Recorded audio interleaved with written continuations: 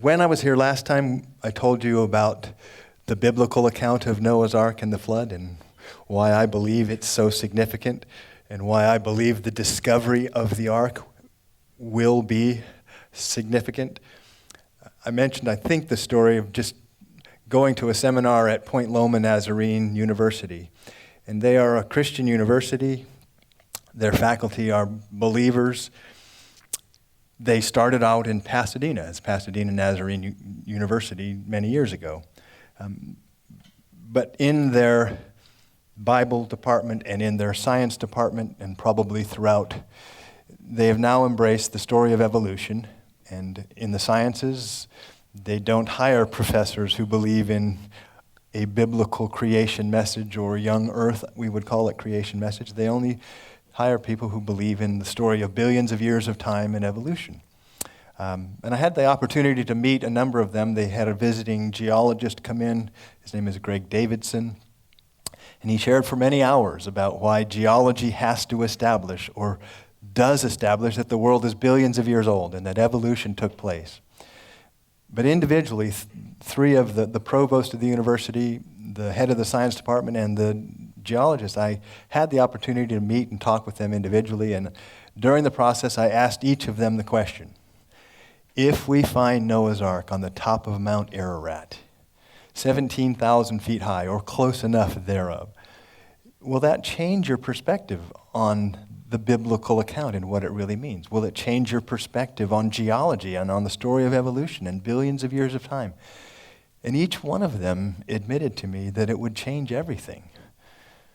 That they would reject what they're teaching now about geology and billions of years. They would reject what they're teaching now about the Bible being mythology in the Old Testament or not being historically accurate in those details. It would change their perspective on evolution. So from my perspective, to me that means that since there was a global flood 4,500 years ago, you can't do paleontology or geology or archaeology or even history without acknowledging that fact. And it's one of the reasons why it's probably in the sciences the most ridiculed story in all of the Bible. I mean, the incarnation and the resurrection, the virgin birth, are not attacked or ridiculed in the same way that the story of the global flood is, because they understand the ramifications of it. It eliminates the whole foundation of believing in the story of billions of years of time in the geological record. So just that as a forward. And I think I also mentioned that I've met 3 or maybe 4 individuals completely separately, unknown to each other, who had an Armenian background. And they've told me independently, my grandfather told me stories when I was a boy of being inside the rooms of the Ark on Mount Ararat in Turkey. And as you know, or may know, the region where Mount Ararat is located, it's now on the far eastern side of Turkey, but right across the border on the north of that is Armenia. And that didn't used to be the case. It's part of what used to be the former Soviet Union. But the Armenians, most of them were driven out of that area somewhere after World War I. They wear shirts and they have Genocide Day and they talk about the genocide that killed 2 or 3 million Armenians in Turkey. So they claim that as their homeland heritage, but most of them are no longer in that area. So I believe that there are significant keys to possibly finding the Ark through Armenia. So I'll start off by showing you this picture. This is with Mount Ararat in the background, and I finally remembered to bring my laser pointer. So this is the northern side of Mount Ararat, and this whole large divot that you see in the side of the mountain is called the Ahora Gorge. Much of that didn't exist prior to 1840. So there is there are historical accounts from as far back as the 3rd century that there was a monastery on this side of the mountain somewhere in the northeast. We don't know exactly where it was, but it was called St. Jacob's Monastery. And And somewhere, 1840, there was a major eruption or earthquake on the mountain, and there was a village around the monastery, Ahora village, Yenadogan now, but Ahora village, and they were completely lost in the earthquake, in the eruption. So it was completely buried, and we don't know exactly in that area where it was, other than that since this is the gorge, it must have been somewhere in that area. But there's a village now that has grown up closer to the base of the gorge that's now called Ahora village, and it's a Kurdish shepherd's village. I'll show you some pictures in a minute. But we went there when I first got there this year. I mentioned before, for those of you who weren't here, there were 3 of us on the team. Donna D'Erico lives here in Southern California. Giuseppe is from Switzerland, but he is Italian, and he has a number of his own stories to share of Mount Ararat and climbing to find the Ark. But I arrived there on, what day did I leave here? I left here on the 9th. So I arrived there on the 11th, and Donna had arrived the day before. Unfortunately, when she arrived in Istanbul, she got some kind of upper respiratory tract infection, and she was coughing and couldn't sleep at night and having difficulty breathing. So it was difficult for her, but we went the first day to this village where she knew one of the people, and we were trying to locate a specific cave, but I'll tell you about that in a moment. But we met him in the town before the village, and he took us here, and he said, we'll go off the road, and I'll take you to this. This is an Armenian graveyard. And all these rocks that looked like just random boulders are graves.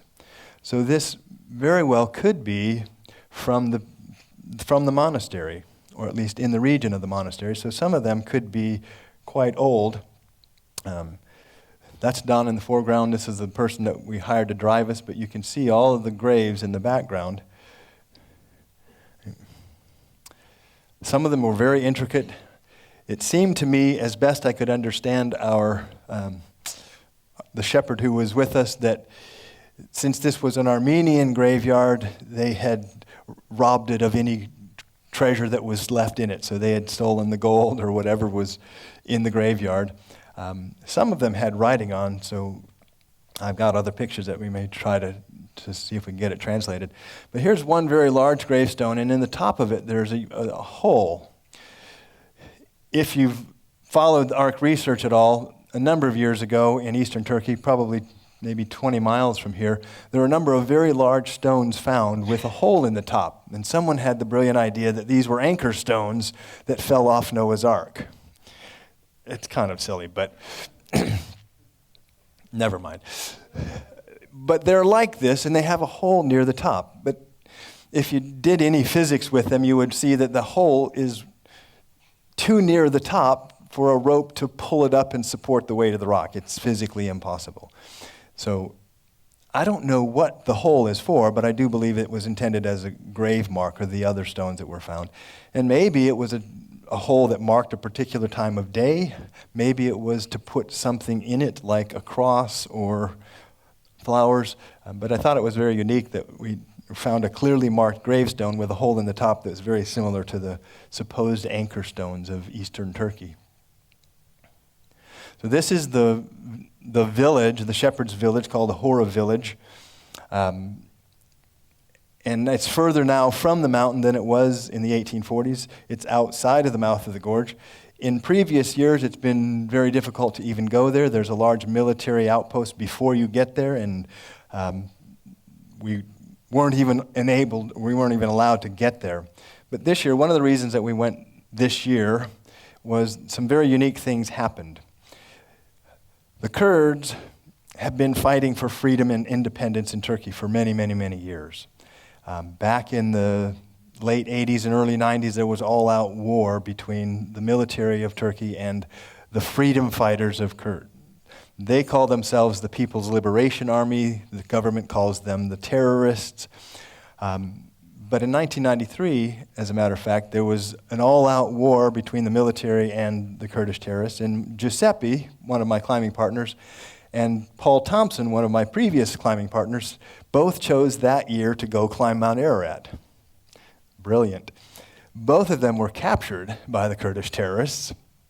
and they were held for somewhere around 35 days as prisoners of the terrorists. At times, the terrorists had to escape from the military, so they marched them all night long, 24 hours, to try to get to a different part of the mountain. The terrorists took good care of them, so I hesitate to call them terrorists. They fed them even when they didn't have food for themselves, but they wanted to make their plight against the Turkish government and the military known to the world. Unfortunately, that's not the way it works, because the Kurdish terrorists don't control the press. So Giuseppe was released by the terrorists after a month, and he was then arrested by the military. He said the military treated him far more brutally than the terrorists did. They left him for days without food. They tortured him, beat him up, and then asked him questions. And one of the reasons was that they found a photograph that one of the terrorists had taken of him standing with a group of them. And of course, they told him, stand here, we're going to take a picture. But the military said, that proves that you're in collusion with the terrorists, we're going to beat it out of you. So he was held by the military for about 2 weeks. Paul, they snuck down the mountain, and I think I told the story last time I was here, but they took him down at night and said, if we just release you, the military may very well kill you, and then they will display your body in town and say, look what the terrorists have done. So they snuck him down at night, and they took him to the middle of the town to the police station, and they had people hidden in different places with cameras to film and photograph what happened to him. So he was arrested by the police. He was then turned over to the military, who then took him to Istanbul and deported him from the country. But while he was there, he bought the Istanbul newspaper, and one of the headline articles was, captives freed by military commandos. And the story was that the military sent in commandos onto the mountain and killed the terrorists and captured and freed the prisoners. And it was all, of course, not true at all. So he wrote his own letter to the paper and said, I am Paul Thompson. I am one of those who was held by the terrorists for this length of time, and I would like to tell the true story of A, how I was treated, and B, what really happened. And of course, it was never printed in the papers.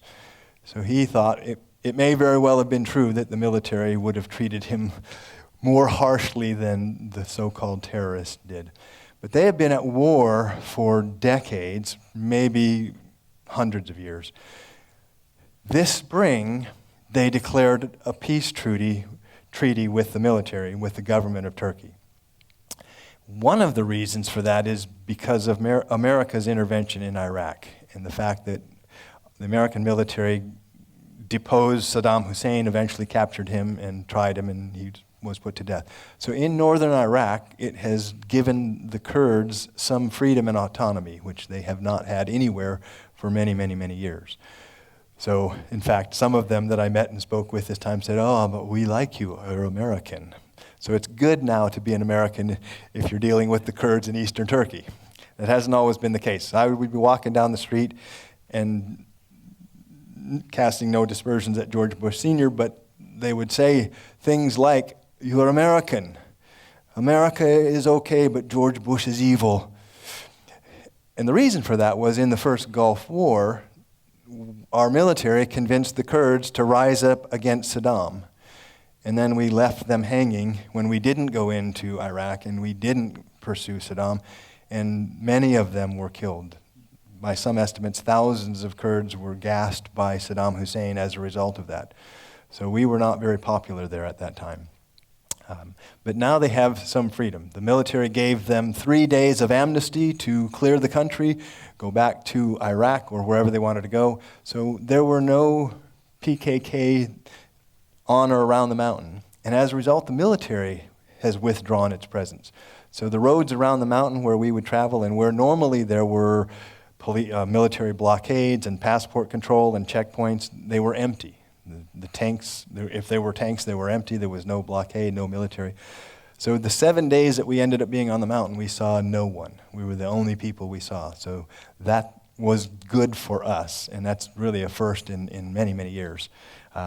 Giuseppe has been back there a number of times, and on 3 different occasions he was captured by the military and treated not so nicely. So this is part of the village where we went. And I shared the story previously about Ed Davis, a couple of the eyewitness accounts from different parts at different times. And Ed Davis was an American soldier stationed in Iran during World War II. And he befriended some of the local shepherds. The military would hire the Kurdish shepherds to work with the military, to drive trucks, to do supply runs and things like that. And one of the young men, his name was Badi Avas. One day, Ed just happened to turn and point up at Mount Ararat and say, "Isn't that Mount Ararat? Isn't that where Noah's Ark came to rest?" And Badi said, "Yes, and we call it Agrida, which is mountain of pain, or painful mountain. And if the ark is visible this summer, we will go there. So perhaps you can go with us." Sometime later, his father, I think it was July of 1943, Badi's father, Abbas, showed up and said, "The ark is visible, we are going." So Ed got permission from his commanding officer to go with them. His commanding officer thought he was crazy and that he would end up dead, but he gave him permission to take 2 weeks off in the middle of a war. So he went with them and told his story very convincingly many times. He was, at one point in the late 80s, ARC researchers were interviewing him, filming him, and they asked him if he would be willing to submit to a lie detector test. And he agreed. So they hired an expert police lie detector analyst and said, "Here's somebody who thinks that he's seen Noah's Ark." And the guy kind of scoffed and said, "Well, give me 10 minutes and we'll be done with that story." But he spent 3.5 hours with him, and he came away saying he's telling the truth. I don't know that it was Noah's Ark, but he saw a huge wooden ship in 2 pieces on top of a large snow-covered mountain, and that's the truth. There's no question about it. So he was very convincing. I thought I would just read a summary of some of the things that he said. This is from a book called Agrida, The Painful Mountain, and it was done based on films and interviews with Ed. The ark is located somewhere on the northeast side of Mount Ararat. So the picture that you saw previously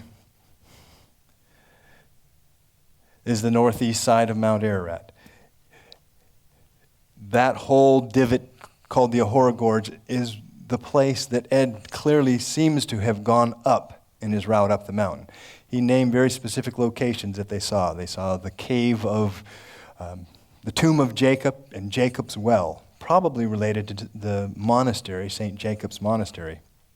The ark in 1943 was in 2 parts, and the smaller section is resting some 1/2 mile from the main structure.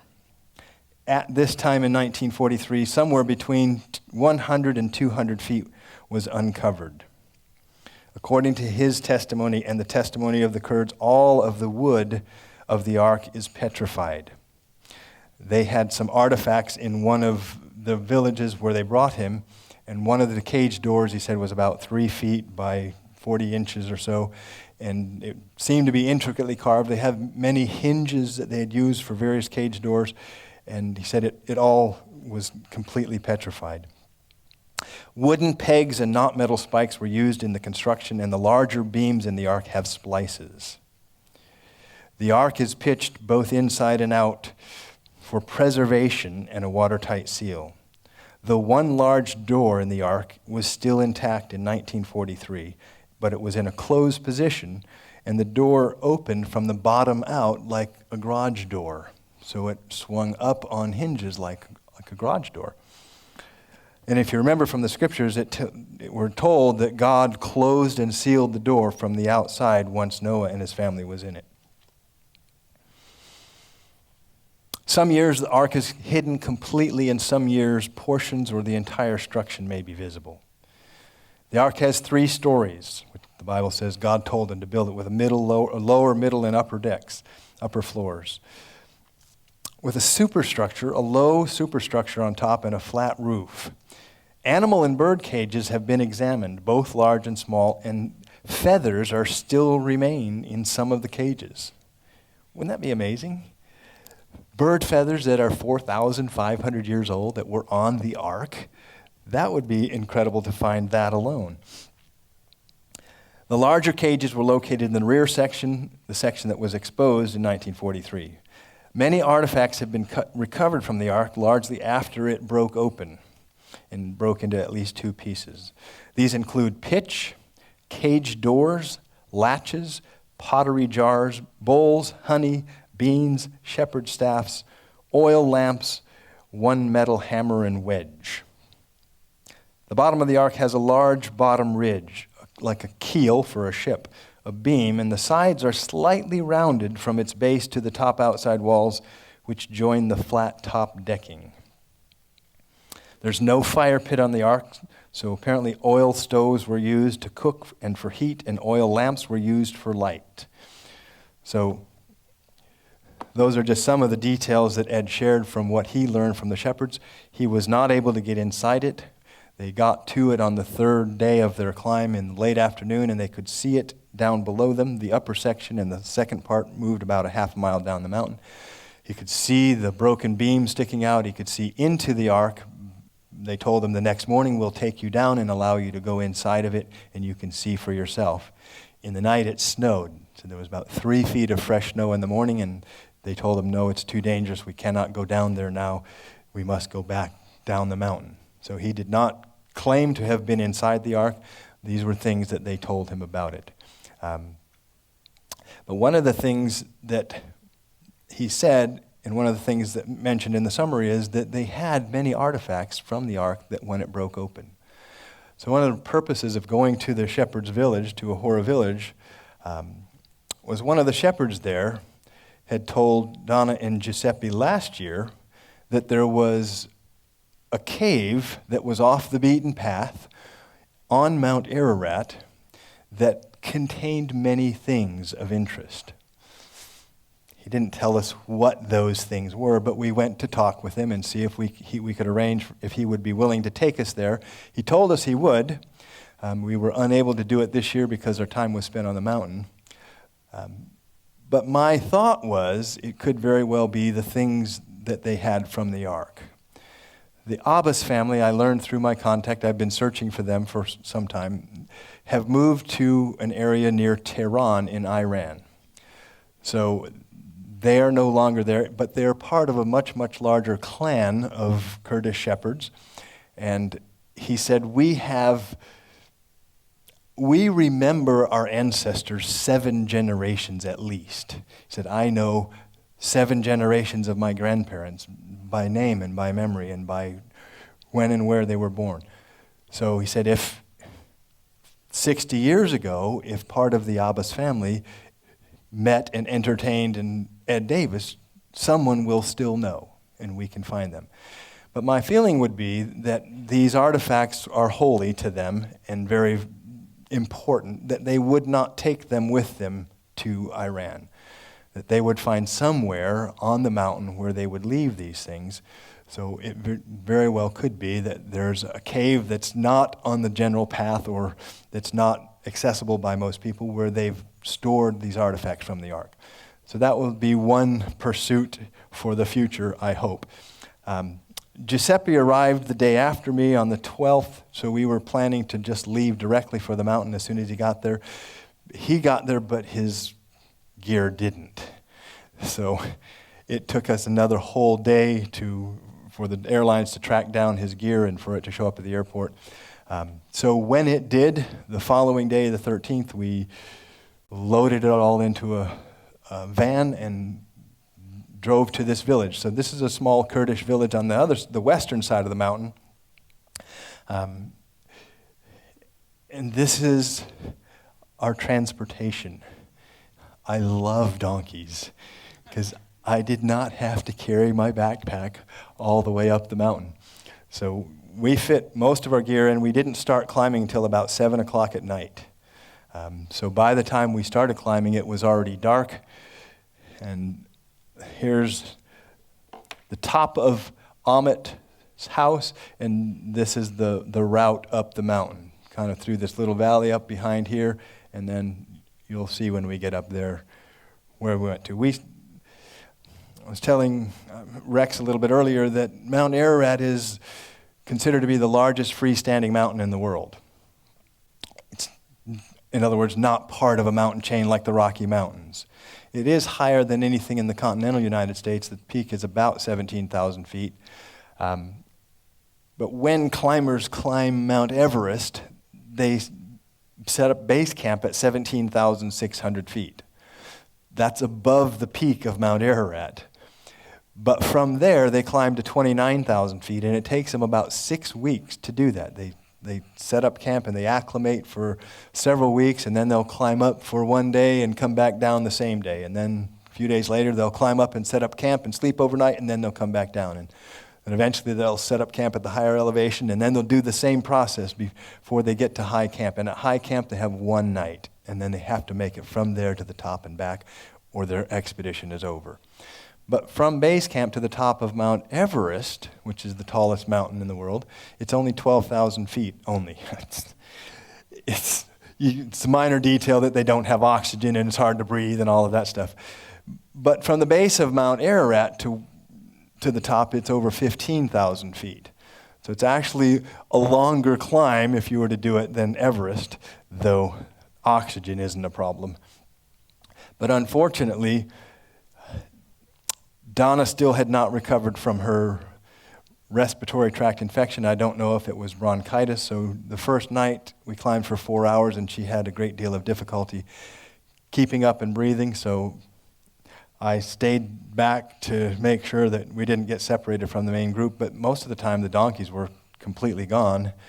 And when they would stop to wait for us, they would yell at us, "Hurry up! Why are you so slow?" And I would say, "Wait a minute. We paid you to help us. You did not pay us to keep up. So chill." But finally, somewhere around 11 o'clock at night, we set up camp in a group of thistles, slept for a few hours, and about, I'd say, 5 o'clock in the morning, got up, broke camp, and started up again. So this is what the climbing looks like. It's very beautiful. A lot of trees. Oh, wait, that was some other place. Sorry. Most of it is just all volcanic rock like this. And I'll show you some pictures of the areas where there are shepherds. Shepherds keep camp on the mountain in different places where there are grassy fields for them. About this time of year is when they start coming down. They break camp because the winter can be too severe. But this is a picture of what's called Parrot Glacier. And Parrot Glacier has been one of the places that has been rumored to be a potential resting place of the Ark. I've never given it much credibility for a number of reasons. It doesn't seem to fit any of Ed Davis's eyewitness accounts or other eyewitness accounts. But Giuseppe, a number of years ago, took a photograph of a large beam of wood sticking out of the glacier, Parrot Glacier. And back in the 50s, there was a book written by Fernand Navarre, a Frenchman, and he said it was called Noah's Ark, I Touched It, or Noah's Ark, I Found It. I think I touched it. And he claimed that he had found a piece of wood, and he claimed in the ice, buried, he could see the outline or huge dark shadow of the Ark. So for a number of years, people were looking in Parrot Glacier. It has melted back significantly. It used to be like way down here. And physically speaking, the glacier's not even wide enough to contain the Ark sideways. So a glacier that's moving like that, coming down the mountain, breaking up, you can see all the huge breakings in it. To me, it would be impossible for the Ark to stay in a condition like that without being completely broken up. But this is the valley where we set up camp. You can see, this is my tent, by the way. It is now permanently bent to the left from the wind. The wind was so strong, it was unbelievable.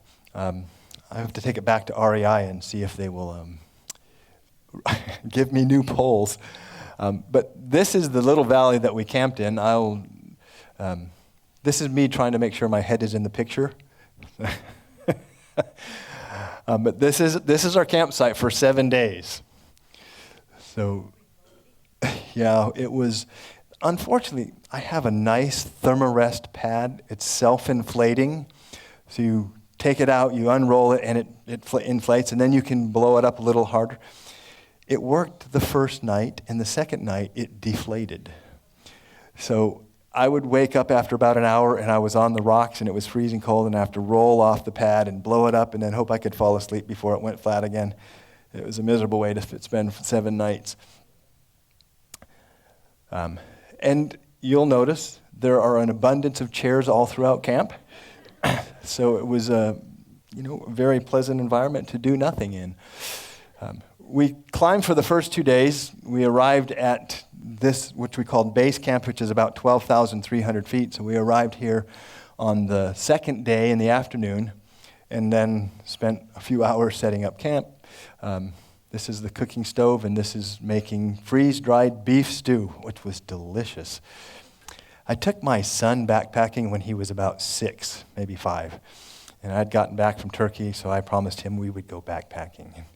We took the tram, the aerial tram from Palm Springs that goes up to San Jacinto. So we only had to hike a mile, and he was complaining the entire way. But we got to camp, and I made him some Mountain House freeze-dried beef stew. And he talked about that for years, that it was the best meal ever. So I made it for him when we got back home. And he went, "Dad, this is not the same. This is horrible." And I just thought you might like to see a picture of the dishwasher that happened to run right past camp. But this is a closer shot of Parrot Glacier, and you can see how broken up it is and how we thought we were going to be able to go up the glacier, but it was just way too many crevasses and way too broken up, and it just seemed too dangerous. But this is a picture further up, and looking back, this is the tent from up on the ridge looking over the Parrot Glacier. So I don't know who that is standing there, but that's one of them. This is actually a picture of coming back down, but I put this in there to show our route. So you can see this area, obviously those are sheep. So this is where one of the places where the shepherds congregate. There was actually a little pond of water over to the right, so they used that as their watering hole. So the second day of climbing wasn't really too bad. Some of it was just level ground like this.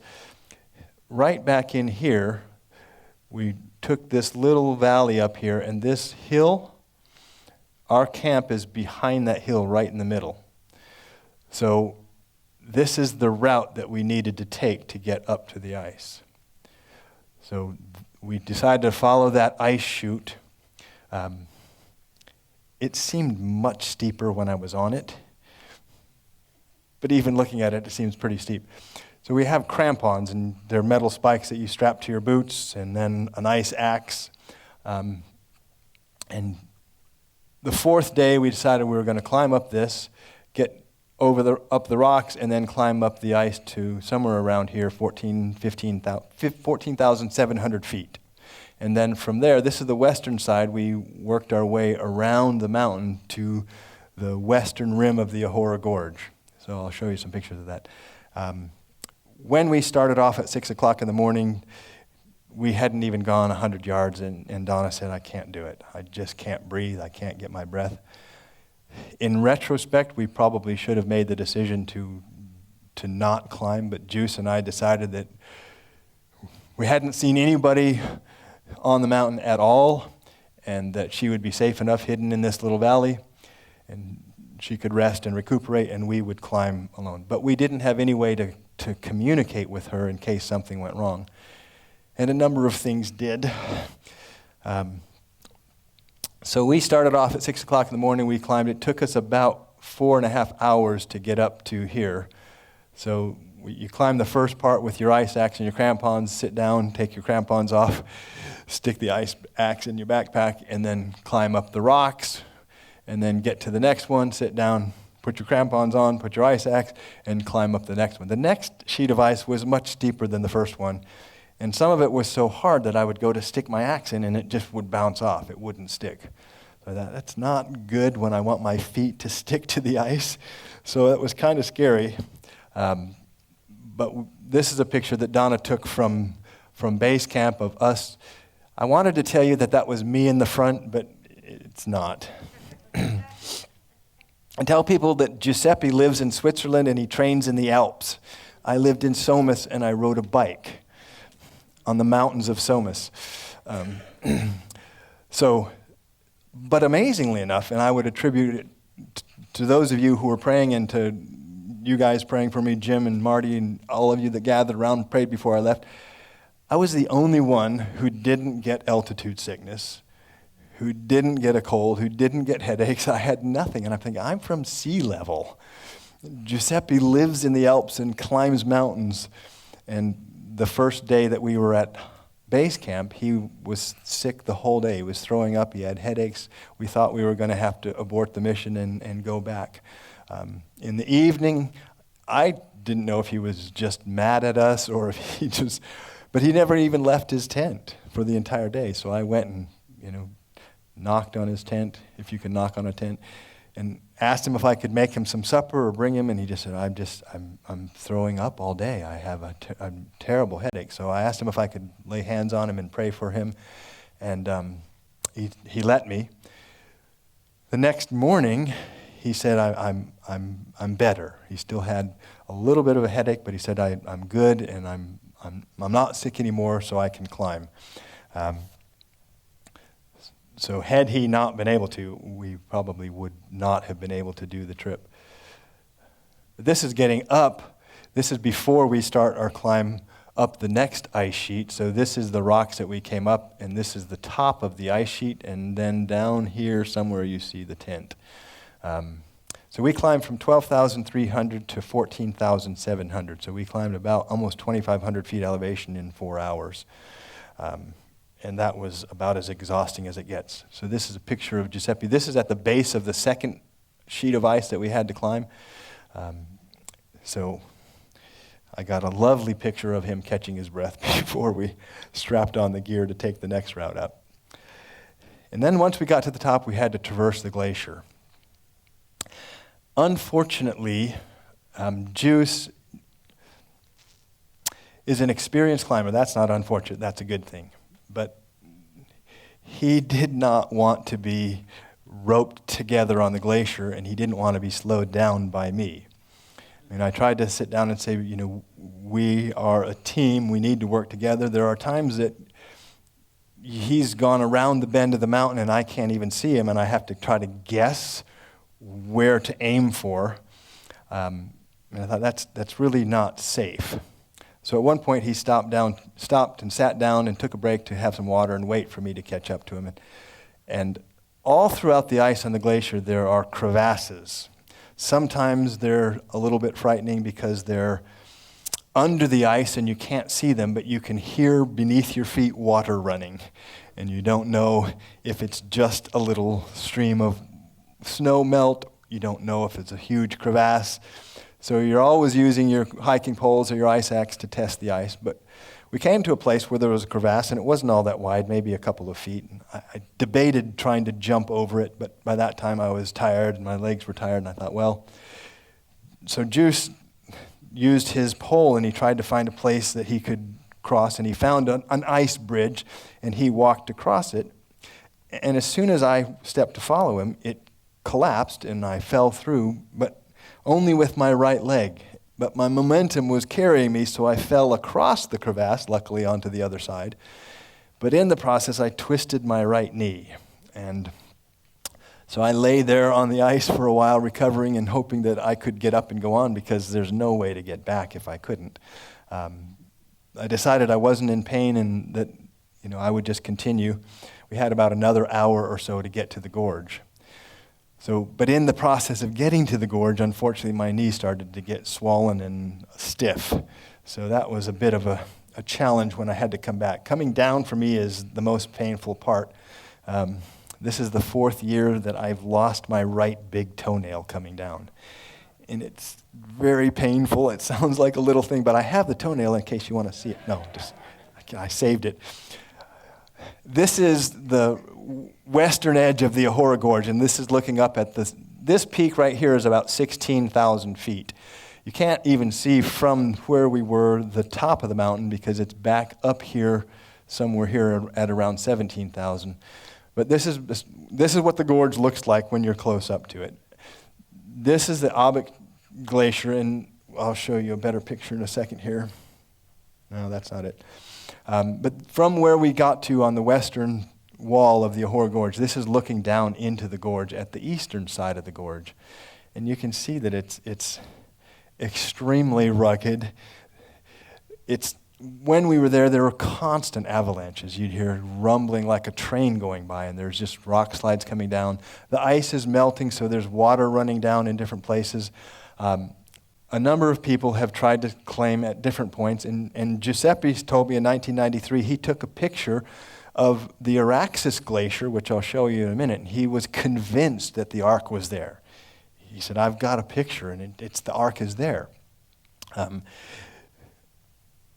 This is the Avas Glacier, which is in the foreground, and you can see that it's hard to get a perspective from here, but there are huge crevasses that it would be impossible to cross or to climb over.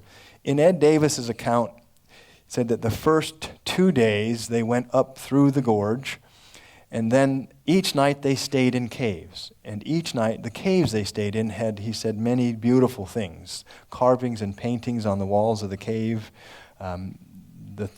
One of the places they had stored backpacking gear and climbing gear and ropes and things. They said much of it was from people who shouldn't have been there. Don't know if that means that they were eliminated or if they just had some kind of accident. 2 years ago, there's an American climber, I think his name was Donald Mackenzie. Maybe you've heard of him, but he went climbing on his own. He went to Mount Ararat to find Noah's Ark, and he's never been seen or heard from since. Eventually, they found his tent and camp in the gorge where he had left it, but no one to this day has discovered what happened to him. It's very likely that he tried to go up on the ice by himself and fell into a crevasse. But this is a picture looking down. This is called the Ararat Glacier, and this is where some people have claimed the Ark is. We sat there for 20 minutes or more looking through binoculars and trying to check out everything. There's a very interesting feature here because there's a very straight line that runs back, and then when I zoomed in on it, it actually appears that there are layers in the end of it. So this is where Giuseppe said, there's a piece of the Ark. I mean, personally, I think that it must be layers of ice or rock or something, because I don't see any way that you could normally access it. There's just no easy route there, and most of them appear to be extremely dangerous. There's this area, there's constant rock slides, but this is also a moving glacier. So unless that was set back a little bit from the turn of the glacier, and this is just, Giuseppe at one point took his camera and held it out over the gorge just to take a picture down. This is just to prove that I was there. So I made Giuseppe take a picture of me. I don't know what I'm looking for or at. Maybe I'm just wincing at the thought of having to return to base camp. And this is just another picture of that interesting area. From where we were, there was simply no way to get down to that particular spot. And whether or not someone could ever have gotten there or around here, I don't know. But I personally don't think that it could be a part of the Ark. This is looking down into the gorge. So this whole area here, we were at the other end with the graveyard looking up into the gorge. On the way back, Giuseppe actually waited for me once. And when I caught up to him, he was waiting. There was a crevasse that was several feet wide. And by this time it's 1 o'clock in the afternoon. We're tired. We're on the way back. But this crevasse was very wide and very deep. So he looked for, again, an ice bridge that he could cross. And he went up a ways. I followed him, and he found an ice bridge, and he checked it out, and he crossed. Miraculously, he stopped and turned and waited for me. And I thought later, it's one of 2 times in the day that he was actually there with me, and both times I fell into the crevasse. But this time when I stepped on the crevasse, the whole ice gave way, and I fell through. I managed to land with my chest laying on the ice, but my waist and legs were dangling into the pit. And I did not have my ice axe. It was in my backpack. So I had no way to try to get anchored. I tried to use my right foot to wedge on the back wall of the ice to hold my position, but I didn't know at the time that my crampon had got knocked off when I fell through the ice. So if the rest of the ice had given way, I would not be here. So I need to thank you again for your prayers, not only here, but while I was gone. It's a miracle that I'm here. Giuseppe was right there. He dropped his pack, he anchored his feet, and we grabbed arms, but he couldn't pull me out because I was dead weight. So he had to actually lay down and try to lever me out until I was far enough out to be able to roll off the crevasse. But he looked down into it and said, "Oh, you're dead." There was no bottom to it. And some of the crevasses go all the way down to the rock, and they're hundreds of feet deep. So even if I fell and somehow survived the fall, there was no way for him to get me out. And it would have been a very miserable way to go. It's cold. So I'm very grateful to be here. My legs were very rubbery for a while after that because it was just God's grace. And normally if we have 3 people, then we're roped together because if one person falls, 2 people can get them up or hold them. But with only 2 people, it's debatable, because if one person falls in when the other person isn't ready, then usually they pull the second person in with them.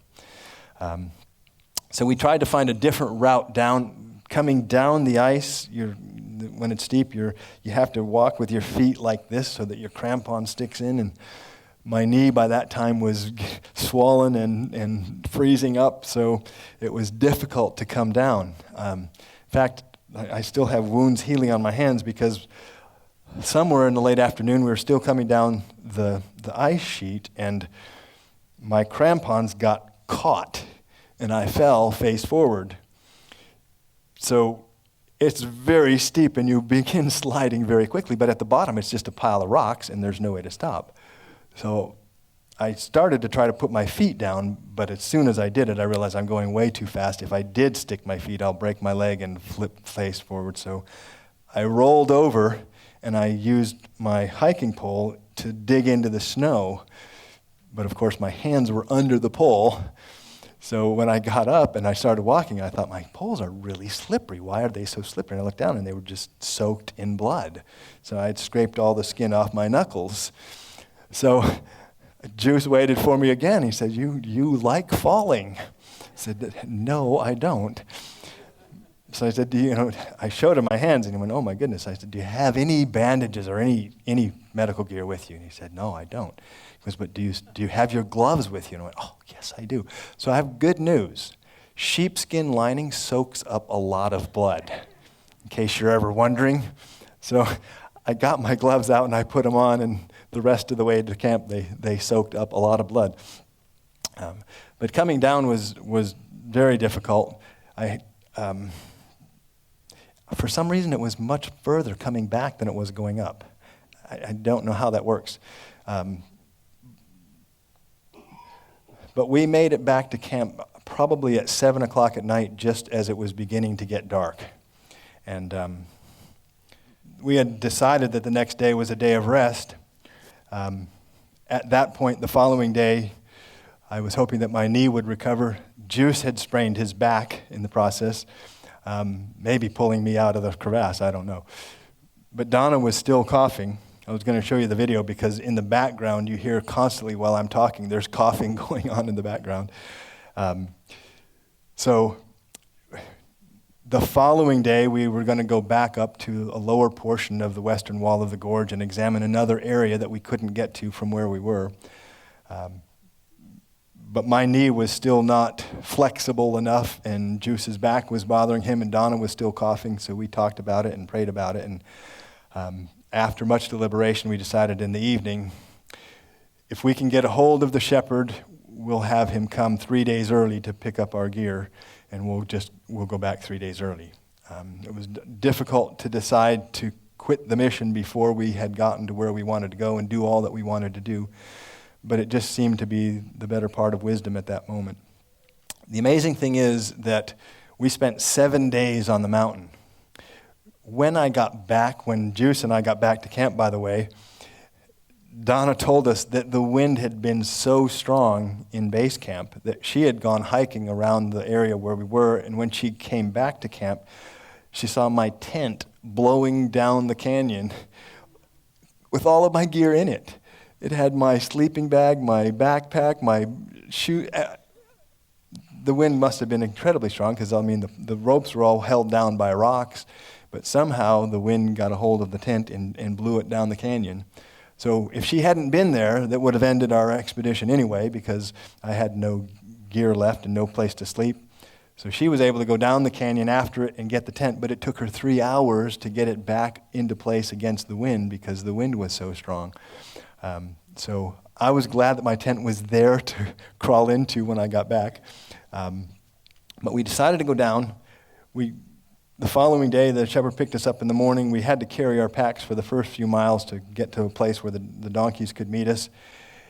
This is a picture of the mountain the next day. We got to his house. We took our gear apart, organized it, and called a cab from town. Not sure if they could fill out all of our stuff in it or not, but the cab showed up, and when the cab was loading our gear, and it started raining. It was the first day on the mountain, and the 8th day, that there was any weather other than wind. We had clear skies. We had sunshine the entire time.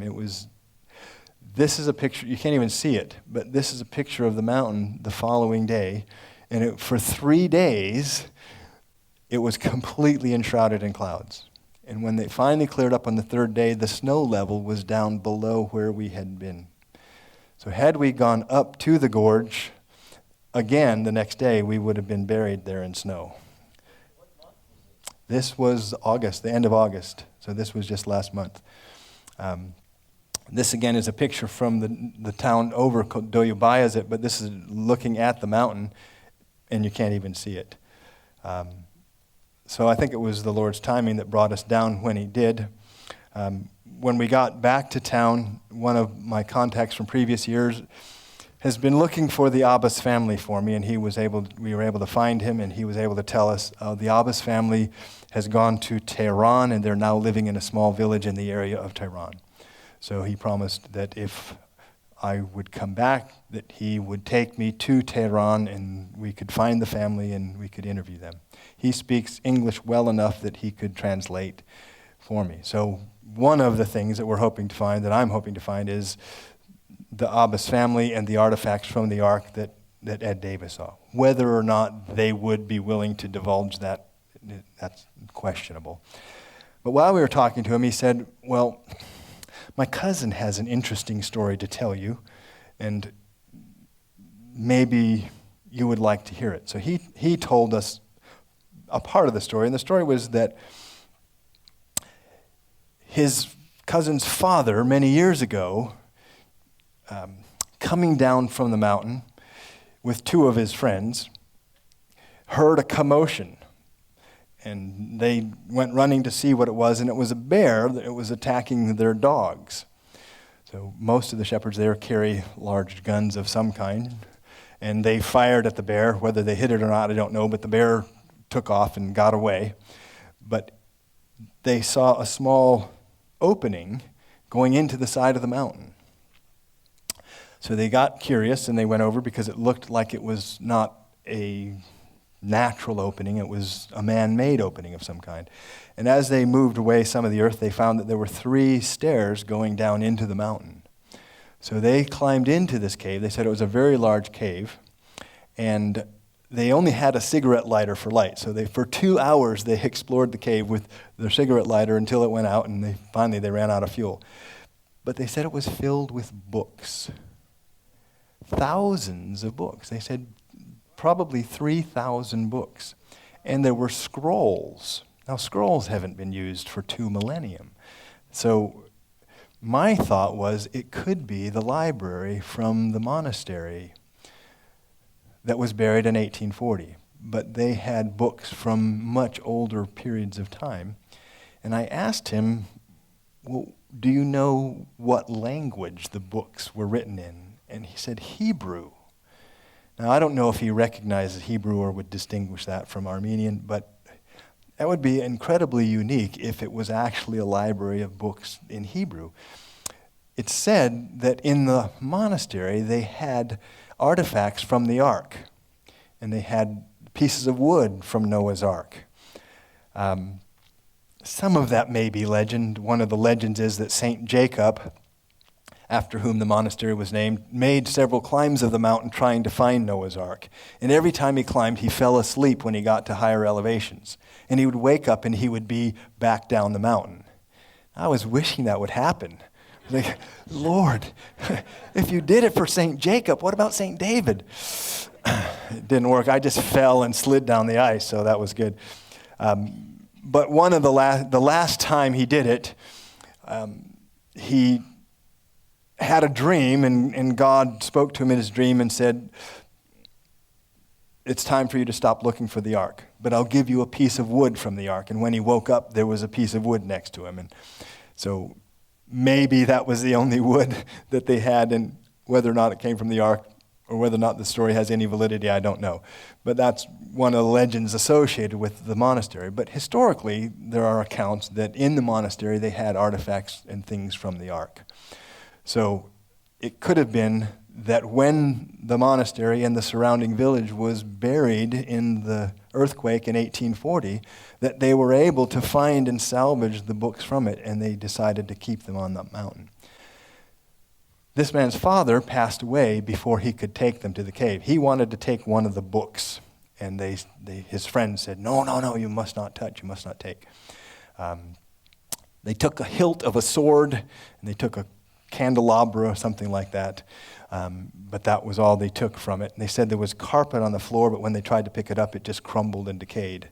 They said some of the books were in incredibly good condition. There was no sign of damage or water damage or any of that. But they said there were 2 other rooms in the cave, both of which were filled with books. So a library that has books back 2,000 years, I mean, it could be incredible. What he wanted for us, his father died, and he was not able to show him the location. He knew the approximate area on the mountain where this was. But he said, I've gone back twice. His father covered the entrance to the cave, and then he built a pillar of rocks to help remember how to get there. When his son went back up there years later, there were many pillars of rocks in the area because shepherds had come along and cleaned up the rocks to open up grazing ground. So there were pillars everywhere. He said, we know it's in this valley, we know it's in this area, but exactly where we don't know.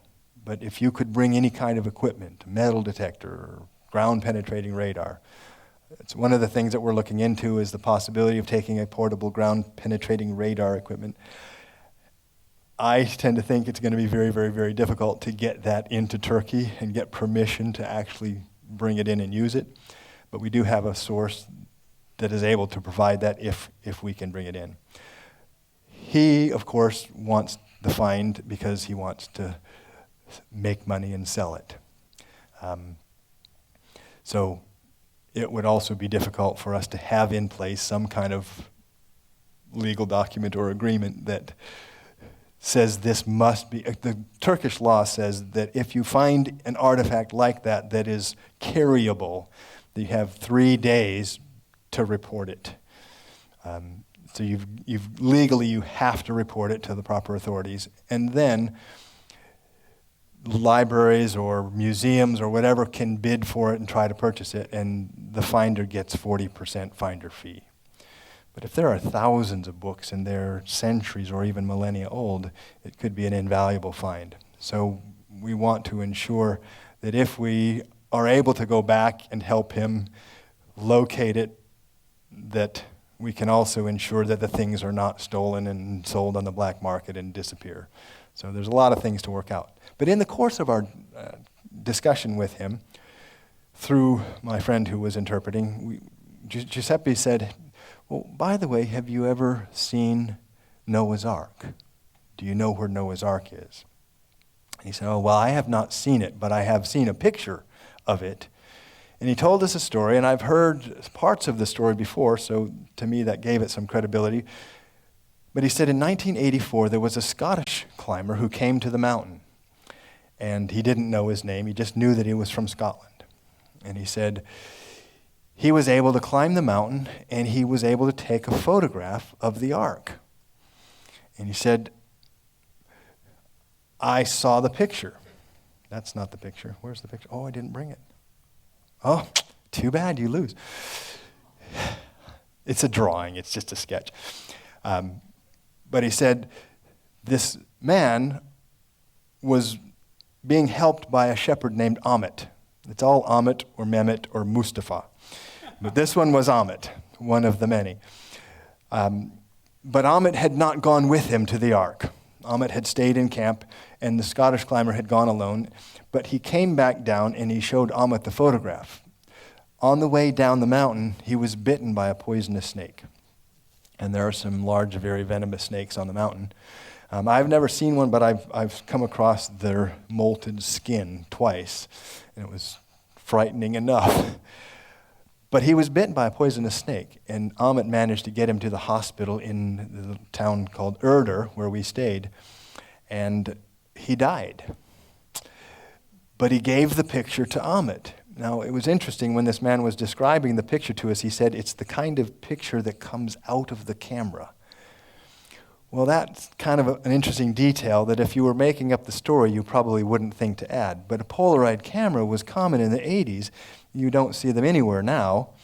So when he described that specific feature of the picture, it was just one of the details that led me to think there was some credibility to the story. So he drew a picture for us, and he said there were, the part that I could see, there were 4 windows in the top. And the end was broken off, and then after the 4 windows, it was covered with snow and ice. And then there was a canyon at the front of the ark, and there's a second piece of the ark that's in the canyon, but it didn't show in the picture. So it was very, very much like the description that Ed Davis gave from 1943, but from a different perspective, from the side perspective, instead of looking down into the canyon on it. But he said Amit was then arrested by the military for having helped this Scottish man, and they held him for 8 years and tortured him. They removed his toenails and his fingernails, and I know how that feels. Well, one of them. But so Amit is still alive. Amit is about 80 years old, according to our contact. And he said, but I tried to set up a meeting with him to say, will Amit meet with you? He said, no, absolutely not. He's too afraid. He won't talk about it. This man, my contact who speaks English, said, we are all Kurdish in this area, but we are not free people.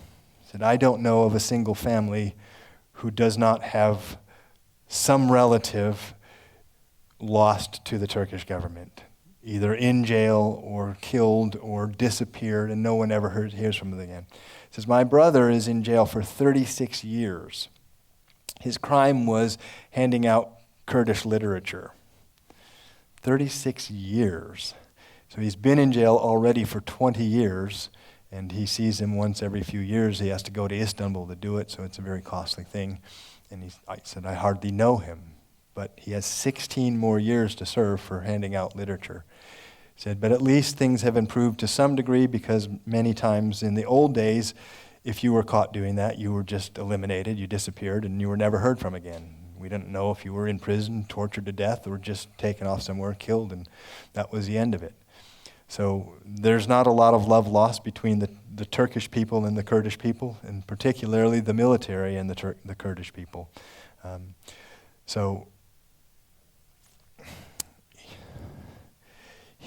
We took him to the internet cafe, and he identified this specific spot. He said, this is where the ark is. He said, at this time of the year, right now, it's still buried in snow, and even if you were there, you couldn't see it.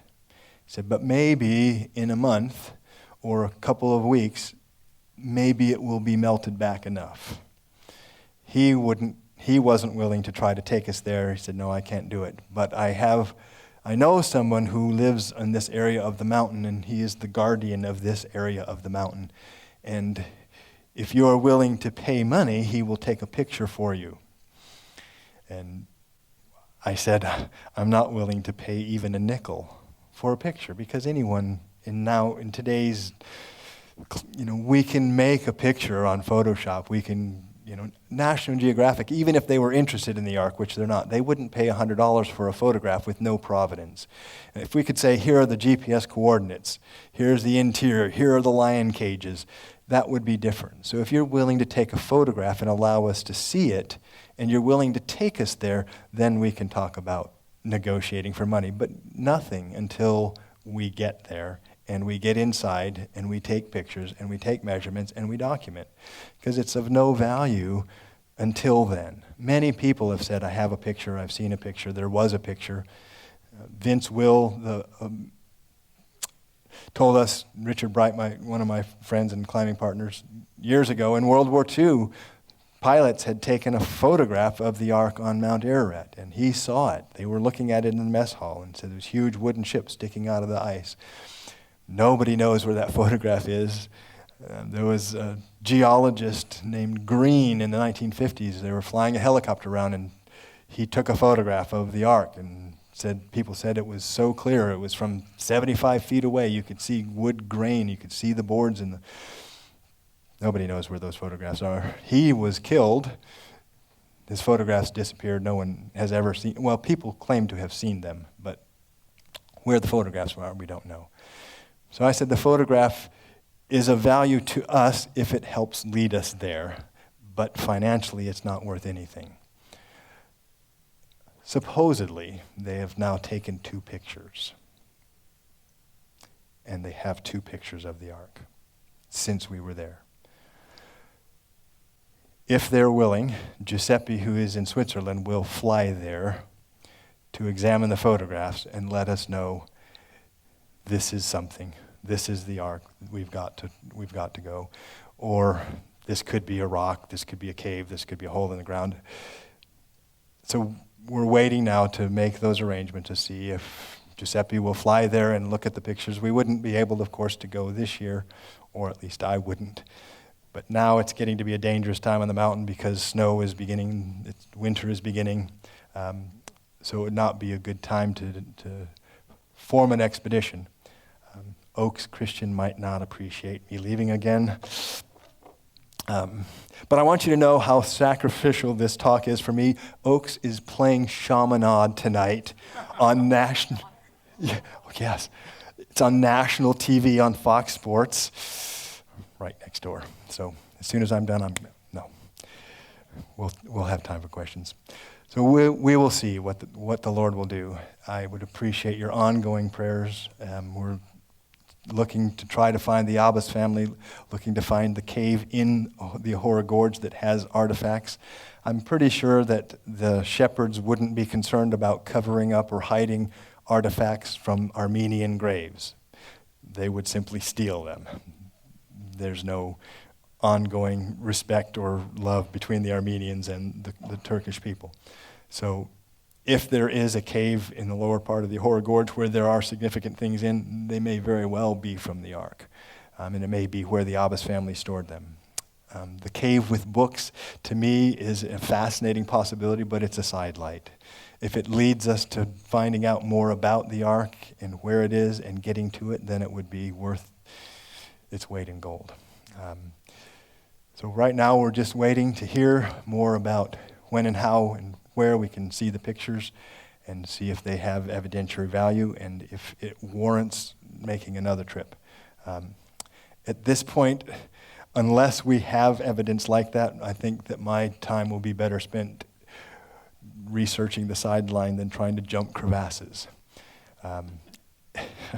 Maybe if it was 20 years ago, I would consider more continuing climbs, but if we find a photograph of the Ark and they're willing to take us there, I'm going back. Can I, honey? Yes, okay, thank you. All right.